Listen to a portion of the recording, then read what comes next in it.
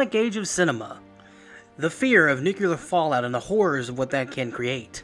So many B-movie directors jumped at the opportunity to give people a glimpse of what radiation could do to everyday things, or showing how using nuclear power with experiments can lead to drastic outcomes.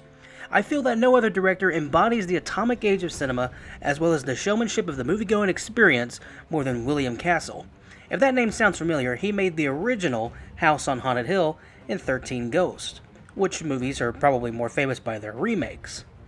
I think his most popular gimmick was in the movie called The Tingler, starring Vincent Price, where he put buzzers in the seats that go off in different parts of the movie that get people to scream, because the whole gimmick was they would scream and that would scare the Tingler off, and it was a whole part of the movie-going experience for that film.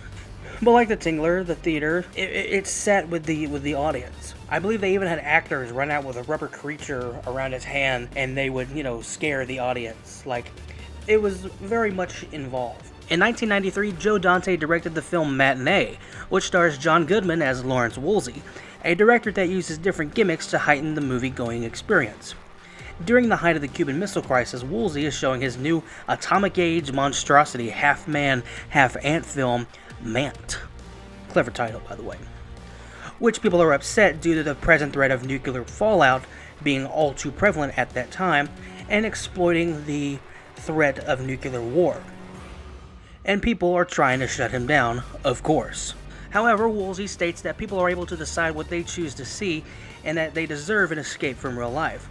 That, despite the, at the time, modern-day sensibilities people have in the First Amendment, and that they should have the freedom to enjoy the films and the media that tickles their fancy.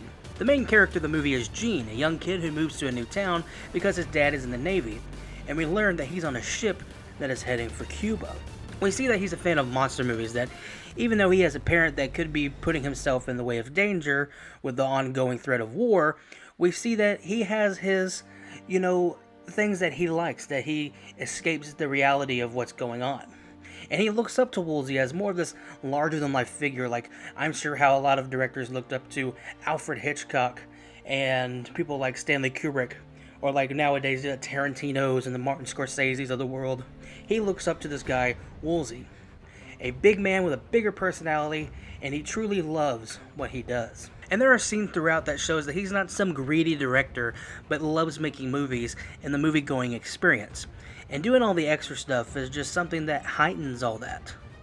And yeah, of course, throughout he is, trying to get the money for his next project.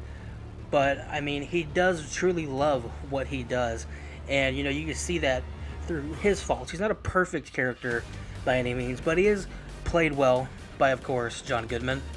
And like it's the entire cast throughout is actually pretty well done. The child actors and the supporting cast, the 50s B movie that they make, that they show in the movie, it's so campy and like very, trying to spoof like a 50s movie like The Fly or like the William Castle movies that, have that gimmick.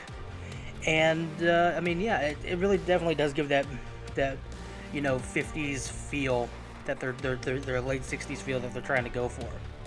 And I really dug this movie. If you're a fan of the cinema, if you're a fan of the movie-going experience and the behind the scenes about making movies like I am, I think you'll really like this movie. John Goodman, like I said, does a great job, and you have a supporting cast. Dick Miller pops up in it. He's been in a lot of those old Roger Corman, 50s B movies type things. And I really think if you're a fan of the movies, if you're a fan of the movie-going experience, definitely check out Matinee. I give this film a 4 out of 5 stars.